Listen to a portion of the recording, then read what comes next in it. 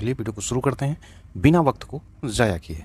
आज के पहले करंट अफेयर्स के क्वेश्चन से रूबरू होते भारत सौर ऊर्जा में विश्व में तीसरे स्थान पर पहुंच गए। इस पायदान पर पहले जापान था। International energy analytics agency amber की रिपोर्ट के मुताबिक 2023 में भारत ने सौर ऊर्जा के 113 अरब यूनिट का उत्पादन किया। देश में सभी स्रोतों से हर साल कुल 73 गीगावाट ऊर्जा पैदा होती है।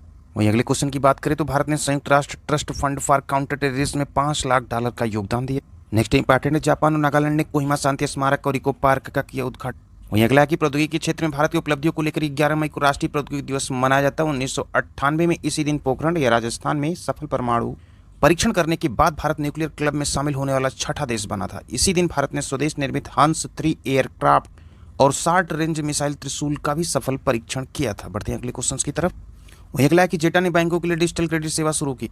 वाइस एडमिरल संजय भल्ला ने भारतीय नौसेना के कार्मिक प्रमुख के रूप में पदभार संभाला। नेक्स्ट है कि न्यूजीलैंड के कोलिन मुनरो ने अंतर्राष्ट्रीय क्रिकेट से संन्यास की घोषणा की। अगला इंपॉर्टेंट क्वेश्चन कि विश्व प्रवासी पक्षी दिवस 2024 कीड़ों के महत्व। विश्व प्रवासी पक्षी दिवस एक वार्षिक वैश्विक अभियान है जिसका उद्देश्य उत्तर प्रवासी पक्षियों और उनके आवासों के संरक्षण के बारे में जागरूकता बढ़ाना। इस वर्ष WMBD यानी कि विश्व प्रवासी पक्षी दिवस 2 तिथियों पर मनाया जाएगा। शनिवार 11 मई 2024 और रविवार 12 अक्टूबर 2024। थीम है विश्व प्रवासी पक्षी दिवस 2024 का थीम इंसेक्ट्स। वहीं अगला इंपॉर्टेंट है कि भारतीय तटरक्षक बल ने स्वदेशी समुद्री ग्रेड एल्युमिनियम के लिए हिंडाल्को के साथ समझौता ज्ञापन पर हस्ताक्षर किए। नेक्स्ट है कि RBI ने R लक्ष्मीकांत राव को कार्यकारी निदेशक नियुक्त किया। अगले इंपॉर्टेंट की बात करें तो भारतीय दल ने कजाकिस्तान के अस्ताना में SSBC एशियाई अंडर 2022 और युवा मुक्केबाजी चैंपियनशिप में कुल 43 पदक जीते। दोनों श्रेणियों में भारतीय दल ने 12 स्वर्ण, 14 रजत और 17 कांस्य पदक जीते। अगला इंपॉर्टेंट है राष्ट्रीय प्रौद्योगिकी दिवस 2024 भारत के तकनीकी कौशल का जश्न। भारत में प्रतिवर्ष 11 मई को राष्ट्रीय प्रौद्योगिकी दिवस मनाया जाता है। यह दिन इंपॉर्टेंट नव प्रवर्तकों, वैज्ञानिकों और इंजीनियरों के योगदान को पहचानने और देश में वैज्ञानिक और तकनीकी नवाचार को बढ़ावा देने के लिए समर्पित। अगला इंपॉर्टेंट है कि यूक्रेन की संसद ने कैदियों को सेना में शामिल होने की अनुमति देने वाला विधेयक पारित कर दिया है। अगला इंपॉर्टेंट क्वेश्चन है, चार्ट के सैन्य तानाशाह इद्रीस डेबी ने राष्ट्रपति चुनाव जीत। नेक्स्ट इंपॉर्टेंट है, दुनिया के 50 सबसे अमीर शहरों में मुंबई और दिल्ली, हेनले और पार्टनर्स की रिपोर्ट। वहीं अगला इंपॉर्टेंट है, मिखाइल मिशुस्टिन फिर बने रूस के प्रधानमंत्री। राष्ट्रपति पुतिन ने की नियुक्त। नेक्स्ट है कि भारत फ्रांसीसी सैन्य अभ्यास शक्ति 2024 मेघालय में आयोजित किया जाएगा।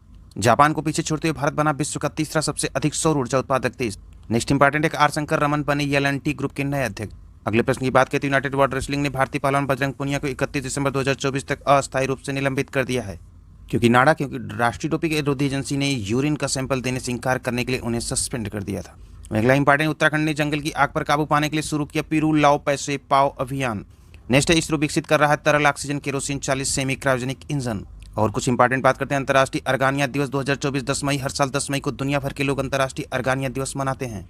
यह विशेष दिन आर्गन ट्री अर्गानिया स्पिनोसा का सम्मान करता है जो एक प्राचीन प्रजाति है जो मोरक्को में लगभग 80 मिलियन वर्षों से बढ़ी है। ये पेड़ सिर्फ पुराने नहीं है, वे स्थानीय अर्थव्यवस्था और पर्यावरण में महत्वपूर्ण भूमिका निभाते हैं। उत्सव का उद्देश्य इन अद्वितीय पेड़ों, उनके लाभों और उनके सामने आने वाली चुनौतियों के बारे में जागरूकता बढ़ाना है। अगला इंपॉर्टेंट, श्रीलंका सरकार ने मन्नार और पुनेरिन में पवन ऊर्जा स्टेशनों के विकास के लिए गौतम अडानी के नेतृत्व में अडानी ग्रीन एनर्जी के साथ एक समझौते को मंजूरी दे दी है।